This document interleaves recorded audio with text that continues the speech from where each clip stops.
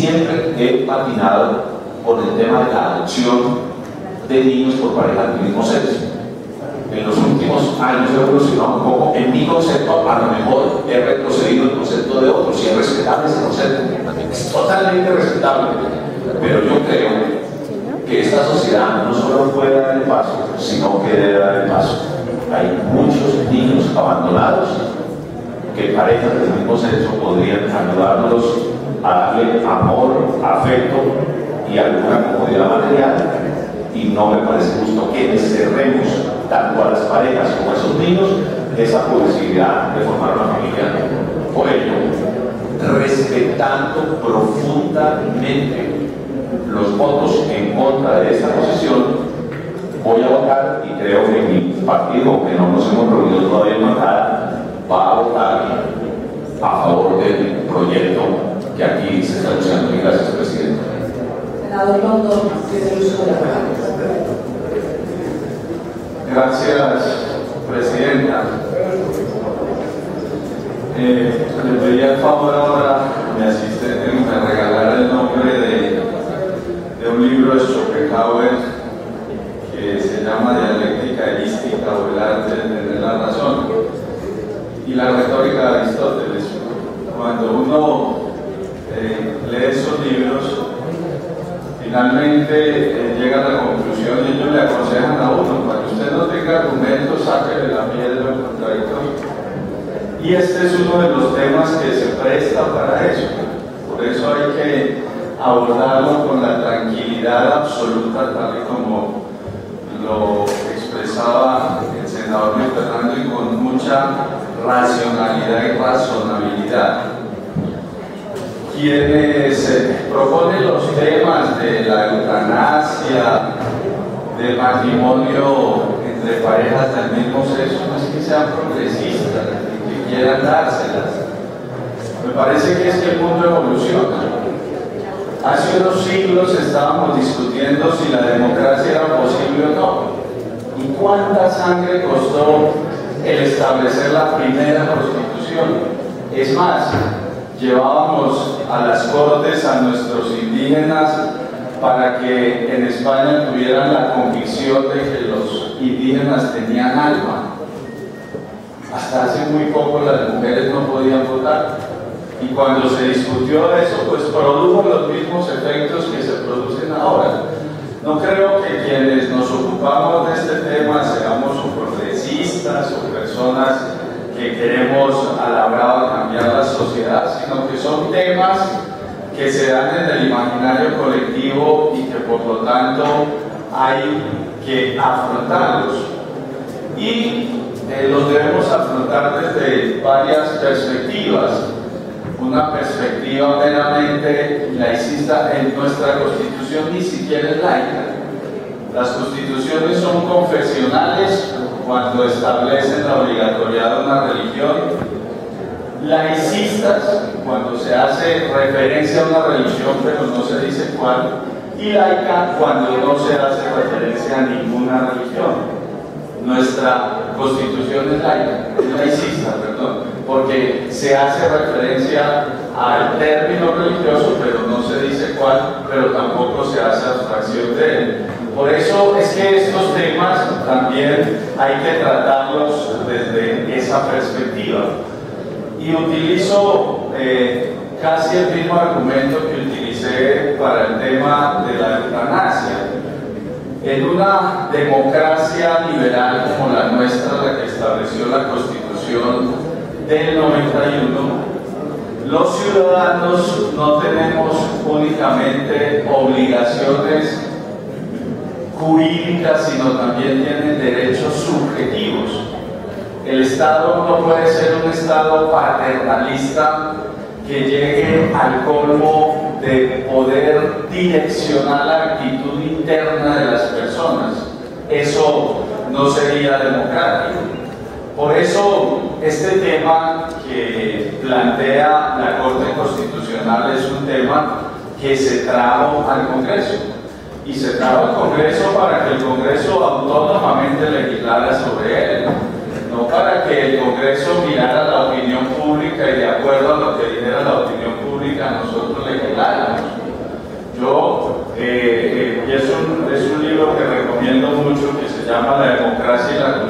constitución de Gustavo Zakrajewski, uno de los constitucionalistas italianos más interesantes, y trae el ejemplo de la crucifixión y lo desarrolla todo para demostrar cómo la encuestocracia es uno de los problemas más críticos y caóticos de la sociedad contemporánea.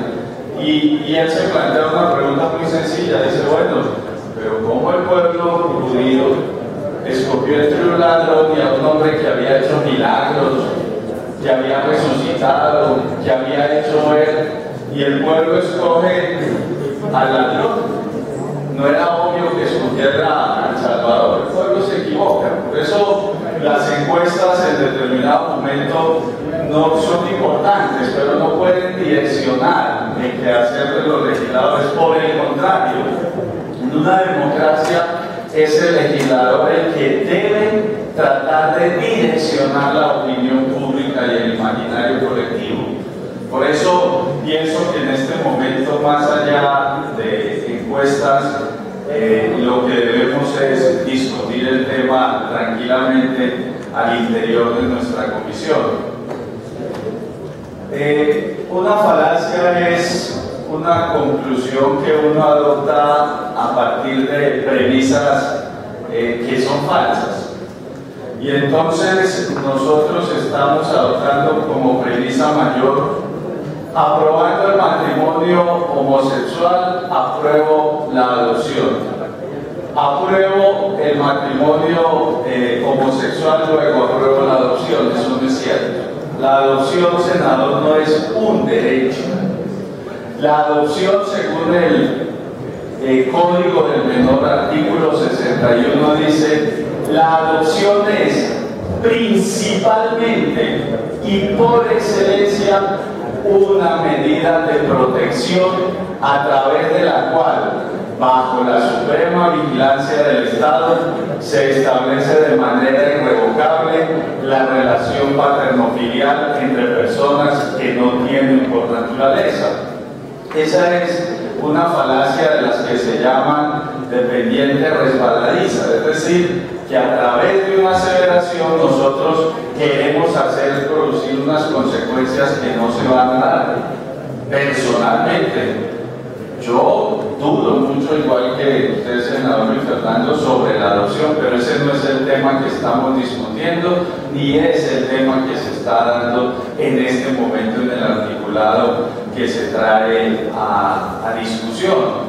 Por eso creo que no había problema, y el problema sí sería dejar, senador Andrade, a que en junio del año entrante nosotros no legisláramos, y ahí sí podríamos decir, con esa misma lógica de una falacia dependiente resbaladiza, decir que ahí sí tendrían los mismos derechos y podrían adoptar tranquilamente. Es decir, en este proyecto no se trae el tema de la discusión de la adopción.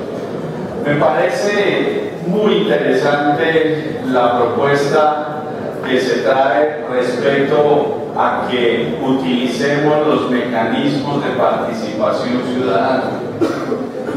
Pero esos mecanismos de participación ciudadana y el referendo deben ser aprobados por el Congreso, y el Congreso por lo general no los aprueba porque vuelve y juegan las falacias.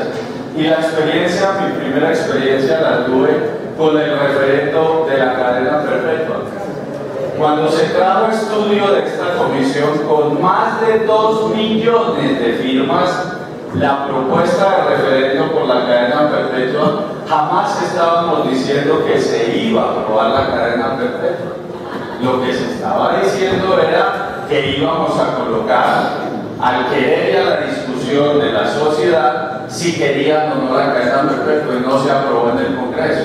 Por eso, a pesar de que estoy de acuerdo y sería un ejercicio extraordinario que pudiéramos llevar estos temas a referendo, porque es que a los colombianos, senador Pelé, siempre se nos invita a elegir, pero jamás a votar.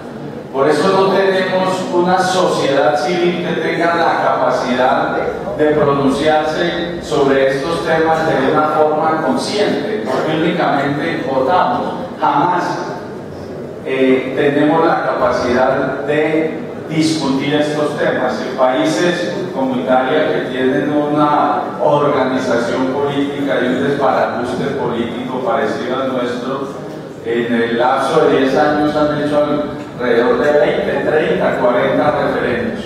Me parece entonces que sería importante que se llevara esto a mecanismos de participación ciudadana. Finalmente, el senador Andrade en la sesión pasada hacía referencia a términos religiosos.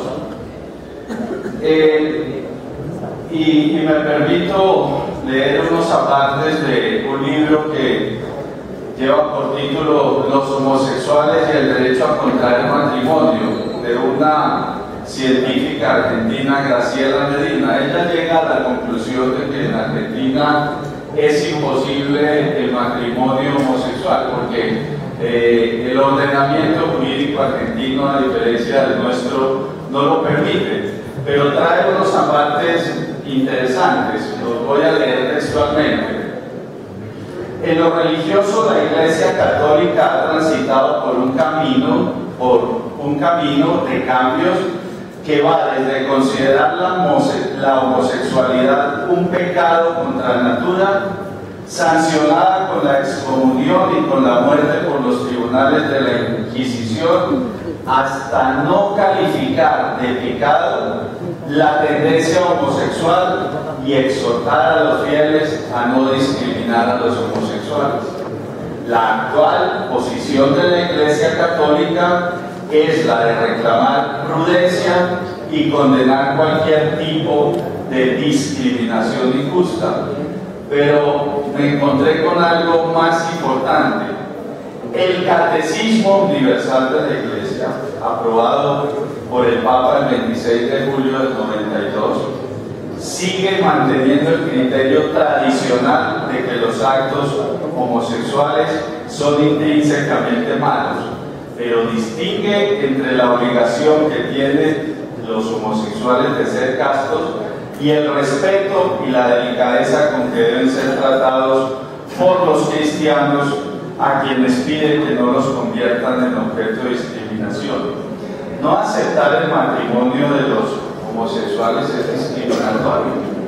Sería tanto como aceptar la dosis personal, pero no aceptar que el adicto no se pudiera aplicar la droga. Es decir, me parece que este es un proyecto que no es por moda ni por progresismo que debamos discutirlo ni aprobarlo, sino porque es una realidad de nuestra sociedad, de nuestro imaginario colectivo.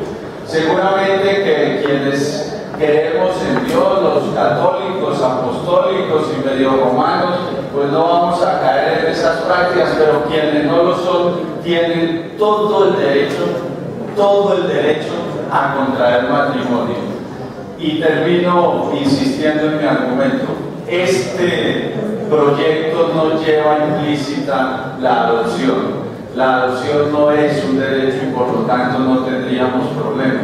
A lo mejor cuando venga la ley de adopción yo sea uno de los que vote en contra, a no ser que encuentre unos argumentos demasiado fuertes, porque comparto, senador Andrade, lo que usted dice, que ahí ya hay la opinión de un tercero, no es de dos personas que deciden algo, sino ya es un tercero el que lo estamos decidiendo, y ese es un argumento interesante.